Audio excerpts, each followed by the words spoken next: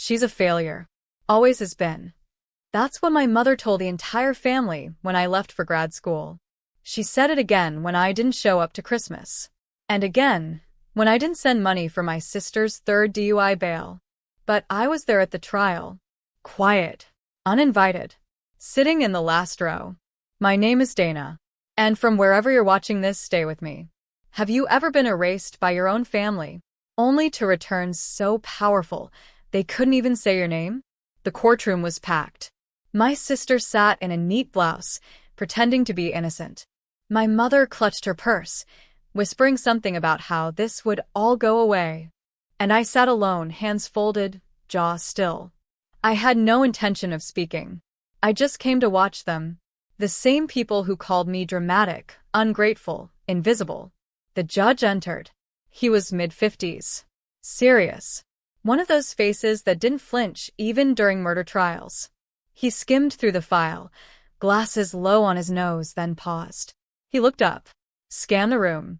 His eyes landed on me. Stuck there. He squinted, then leaned slightly toward the mic and whispered, loud enough to shatter the silence. Wait, dear Governor Dana Walsh? You could have heard a pin drop. My sister's lawyer stammered. The court clerk dropped his pen. Even the bailiff turned. But my mother? She went pale. I didn't stand. I didn't smile.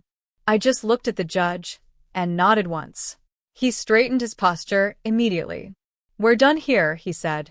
This case is no longer being handled the way your family expected. Because the daughter they labeled a failure, the one they never invited, never supported, never respected, was the most powerful person in the room. And suddenly, their silence wasn't passive. It was fear. The air in the courtroom changed, sharp, electric. Like everyone had just realized they were standing too close to lightning. The judge cleared his throat. He addressed the room with new weight in his voice. I'd like to request a brief recess.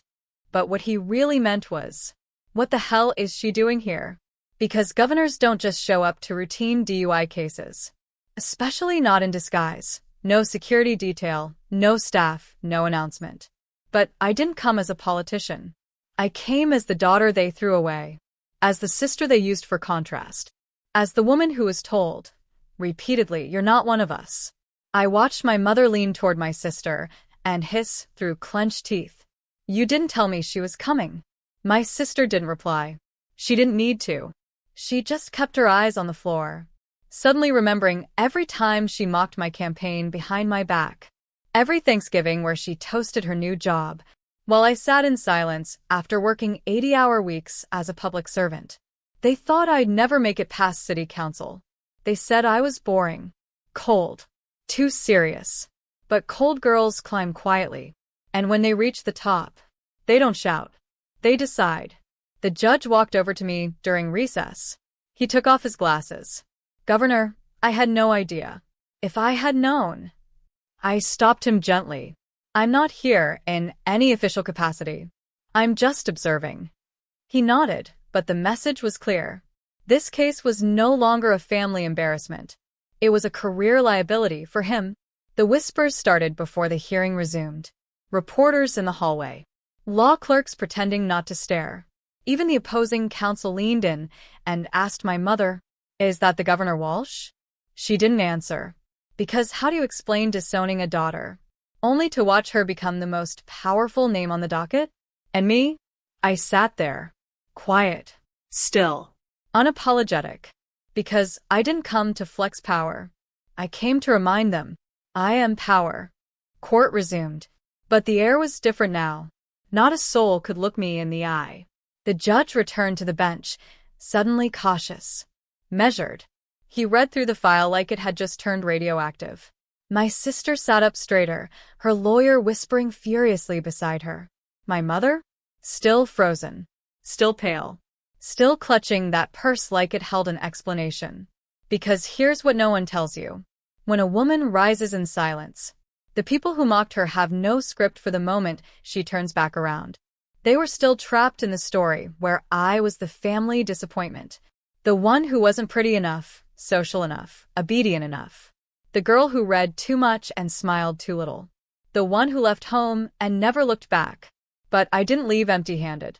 I took every wound, every insult, every time they said I wasn't enough, and I turned it into policy. I turned it into power.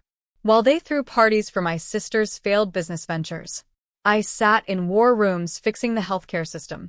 While they gossiped about how I couldn't keep a man, I rebuilt housing programs that kept thousands of families off the street. And now here I was, their failure, in a tailored navy suit, with the entire room standing still in my presence. The judge finally looked up. This case is being reassigned. Effective immediately. I will not be proceeding further. Conflict of interest. Translation? He didn't want the fallout. He knew this wasn't just another DUI hearing anymore. It was now attached to my name. My sister's mouth opened. Finally. Dana, please. I turned to her. Slowly. Now you remember my name. Silence. Because that's what guilt sounds like when it finally recognizes the person it tried to erase. I stood. I didn't storm out. I didn't gloat. I just turned to the bailiff and said, I'm done observing, and walked straight down the aisle, every pair of eyes following me, including the ones that once looked away when I needed them most. Because when you spend a lifetime underestimated, you don't have to slam the door when you leave. You become the building. Outside the courtroom, the press was waiting. They didn't know why I was there. Not yet. But someone had tipped them off that Governor Dana Walsh had been seen at a misdemeanor DUI trial. Microphones. Flashes. A whirlwind of questions. Governor Walsh, are you involved in this case? Is there a personal connection to the defendant? Can you confirm if the woman on trial is your sister? I didn't flinch. Didn't run. Didn't hide. I looked one reporter square in the eyes and said calmly, I was attending as a private citizen. No further comment. And I walked. Straight through the crowd. Through the cameras. Through the noise. Just like I always had. Because when you've spent your life being talked over, you learn to move, with purpose, not permission. Back in the car, my phone lit up with missed calls. Mom, 3. Clara, my sister, 8. Unknown numbers, 12. They were spiraling. I could feel it. And still I didn't pick up. Instead, I turned to my driver. Take me to the state office. Because I had a meeting to lead.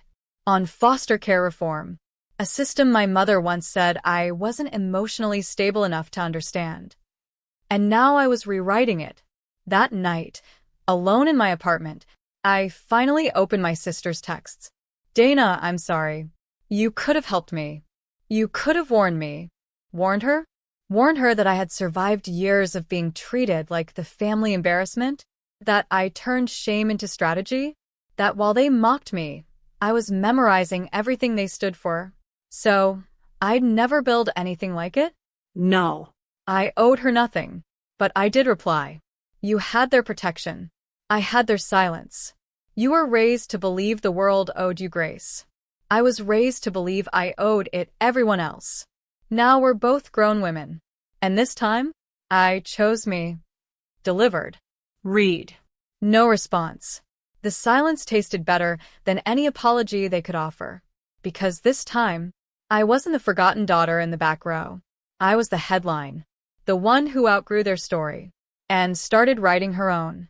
The next morning, headlines hit every feed. Governor Dana Walsh attends sister's trial, legal system shaken. Family drama at the bench. Walsh's silent message echoes louder than words. They didn't have the full story. They didn't need it. Because the photo just one said it all. Me. Standing quietly in the courtroom aisle. My mother frozen in shock. My sister turning toward me, mid-plea. The judge, rising from his seat. That single image went viral. And suddenly, people started asking the real question. What kind of family ignores their daughter until the world doesn't? I didn't say a word publicly. Let the media speculate. Let my family sweat. Because silence had always been their weapon. Now it was mine. That afternoon, I received a call from a blocked number. I answered out of curiosity. It was my mother. Her voice was brittle, polite, exhausted. Dana, I didn't know. I didn't know how far you'd come. We, your father, and I, we thought you were just avoiding us. I stayed quiet. She went on. Your sister is in trouble. Real trouble. They're talking about revoking her license permanently. She might do jail time. You could help. Just say something. I looked out my office window at the Capitol lawn below. Clean. Quiet. Controlled. And said, you called me a failure. For years. And now that I succeeded without your support, you want me to erase the consequences of your favorite's choices. Mom whispered, she's your sister. No, I said gently. She was your golden girl. Now she's just an adult with a record. Then I ended the call. No yelling. No grand declaration. Just truth. Because for years, I begged them to see me. And when they refused, I became someone they couldn't look away from.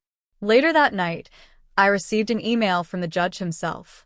Subject: regarding your sister's case. He explained the new handling judge had no intention of leniency. He thanked me for maintaining neutrality. He closed with this: what your presence did in that room will be studied in law schools. Not because of what you said, but because of how many people finally listened. And for the first time, I believed it. My silence was louder than all their years of noise. By the end of the week, Clara's sentence was finalized. License revoked. Probation assigned. Fines stacked, so her lawyers started asking for character witnesses. That's when they called in favors. Aunt Lydia reached out first. Always the family mediator. Dana, sweetheart, your mother is devastated. Your sister is humiliated. Isn't that enough? Enough? Was it enough when they whispered behind my back at every holiday dinner? When I got into grad school and Mom told everyone it was just a phase? When they called me cold, calculated, and career-obsessed because I wasn't smiling for their applause? No, Aunt Lydia. This wasn't about humiliation. It was about accountability. Clara didn't just have a drinking problem. She had an entitlement problem, fueled by a family who never held her to the same standard they buried me beneath. Now that standard had a name, a title, and power that didn't beg for validation. That night, I sat with my chief of staff reviewing policy briefs. Midway through, she looked at me and said, "Governor, you okay?" I paused. Because yes, I was okay. For the first time in my life, I wasn't fighting to be seen. I was watching the same people who told me I'd never be anything suddenly whisper my name with caution. I closed my laptop and answered, "I'm more than okay. I'm free." And I meant it. Because freedom wasn't the power I gained from being governor. It was the moment I realized I never had to go back to beg for love from people who only valued control. My sister was learning now that a last name doesn't protect you from consequences, that the quiet one they dismissed became the one who signs the laws. That courtroom never called me again, but the state legislature did, asking if I'd speak on ethical leadership. And the photo of me at the trial, now framed in my office, a reminder that no matter how far they tried to bury me, I didn't just rise. I made the ground beneath them shake. A month later, I hosted a policy summit in D.C. Senators, governors, federal judges, even international observers, all gathered in the East Hall of the Capitol. I stood at the podium, flawless in navy, notes untouched, because the story I carried didn't need a script. I spoke about systemic privilege, about accountability, about how consequences don't discriminate but people do. I didn't name names, but those who'd read the headlines knew exactly who I was referencing, and those who hadn't felt it anyway. Afterward, I mingled politely, posed for photos, shook hands, until a soft voice stopped me from behind. "Governor Walsh?" I turned. It was Judge Levinson, the man from Clara's trial. He extended his hand. "May I say what you did that day? You didn't say a word, and somehow you still taught us all something." I smiled. "Silence," I said, "is a language. You just have to decide who deserves to understand it." He chuckled, nodded, walked away, and I stood there, letting the weight of that moment settle into my bones. Because years ago, I would have given anything for my family to clap for me. Now, I didn't need applause. I had peace. Then something unexpected happened.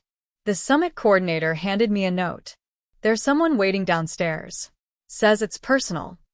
I raised an eyebrow, but I already knew. I walked past marble columns, out into the golden dusk, and there she was. Clara. No makeup. Hair pulled back. For once, no performance. She stepped forward cautiously, clutching a manila envelope.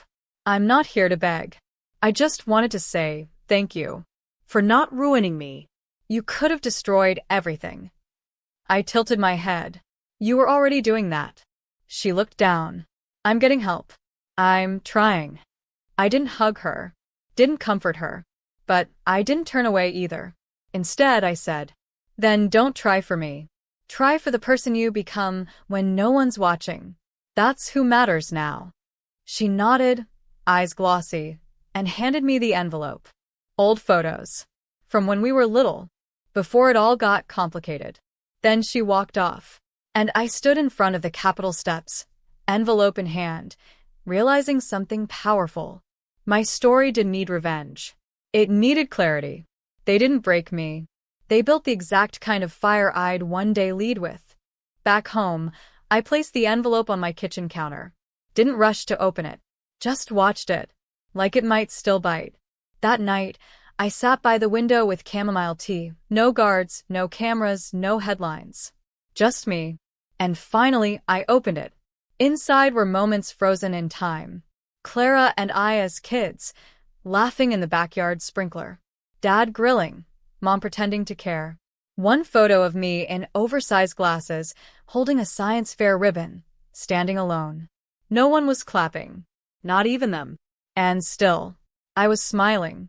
Even back then, I knew how to celebrate myself. That little girl didn't need a crowd. She just needed someone to believe in her. And eventually she became that person.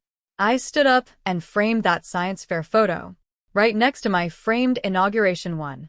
Two girls staring back at me. One invisible, one undeniable. And both me.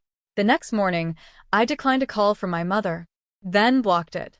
Not out of anger, but because healing isn't about revenge. It's about choosing who still gets access to your peace. Clara's story wasn't mine to clean up, and my silence wasn't punishment. It was closure, because the woman they called cold built housing for the homeless. The girl they called dramatic wrote laws that protected children from abuse. The daughter they called a failure became a leader the nation now looked to in crisis. They wrote me out of the family. So I wrote myself into history, not with a scream, not with a crown, but with quiet, focused power. And a reminder to every forgotten daughter. You don't need their seat at the table. When the time comes, you build the room.